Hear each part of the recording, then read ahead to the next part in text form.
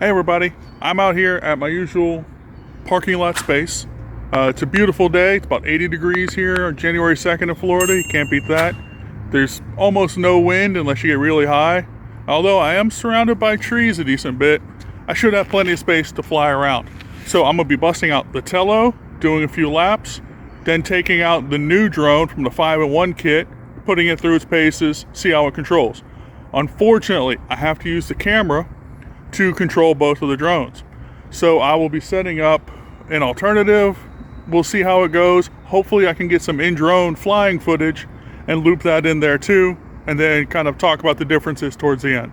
Okay, first up we got the Tello drone. Now I will be using the Tello Pilot app so I can fly it with this and the phone mounted there. It's worth noting, both of these fly through a Wi-Fi signal, not a 2.4 or 5 gigahertz radio frequency. So it's limited. As strong as the Wi-Fi signal you can do, that's about as far and as high and the distance you can fly it. So it's limited, but it's plenty enough for just playing around and goofing off. There's my hand for scale.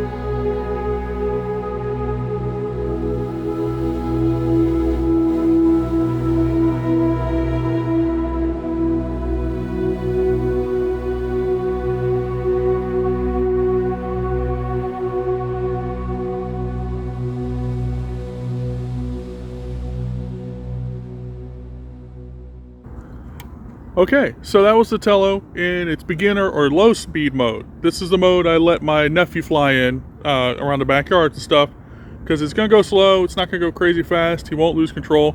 And if he bumps into something, I got the prop guards, it just falls. Super cool. Now I'm gonna put a fresh battery in. We used about half to 3/4 of the one here.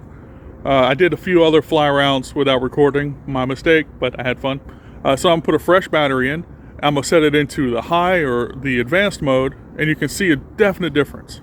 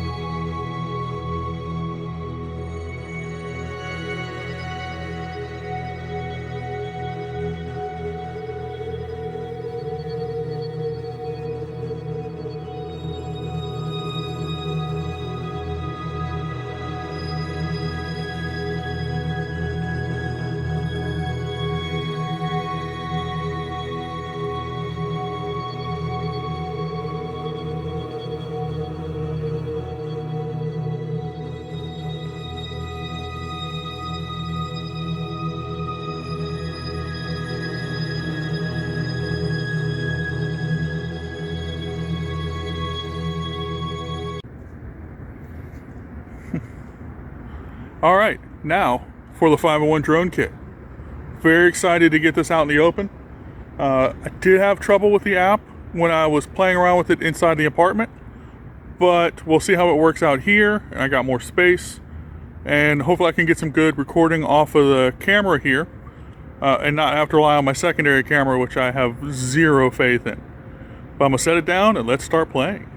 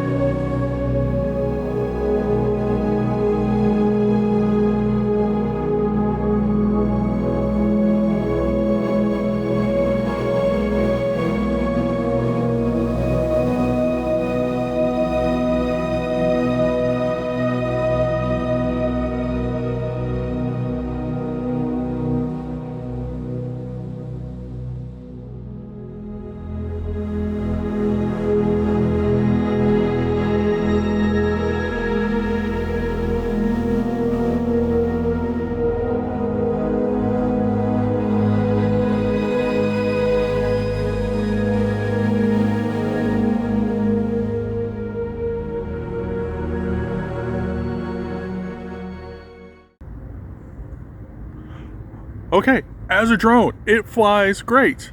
It's a little susceptible to wind, blowing it around, which, you know, it's me bringing it out here on a windy day. I definitely crashed once or twice. Looks like I knocked the cover off the LED, no big deal. All the props stayed on though, that's pretty cool. I didn't lose any of the props. The only problem I have is that app.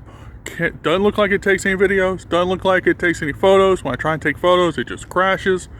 And I hate using my touchscreen on the phone to try and control it. Now, it flies, and it flies great. And for doing just basic loops and turns, and just ups and downs, and, you know, little lazy stuff, fantastic. Works out of the box 100%. Anything more, I mean, obviously you're not going to race in this, but anything more advanced, having the touchscreen sometimes has trouble measuring inputs in different directions. Don't know if that's just my touchscreen or my phone, or if it's the way the app reads it. Who knows? It's not my job to figure it out. I'm not going to waste time, but I love this. And I definitely had fun, and really any teen to adult could pick up and fly this, and without a whole lot of training. It's not going to take off on you. It's not going to go crazy. You're not going to run it into anything at super high speeds like on some of the Woots and some of the more racy types. So fantastic starter, beginner, learn what makes a drone go by building it deal. So awesome. All right, well, I'm going to put some more batteries in and just goof around, but I think I got enough footage today. So thank you very much for watching. Like, subscribe, do the usual bits. Y'all have a good one.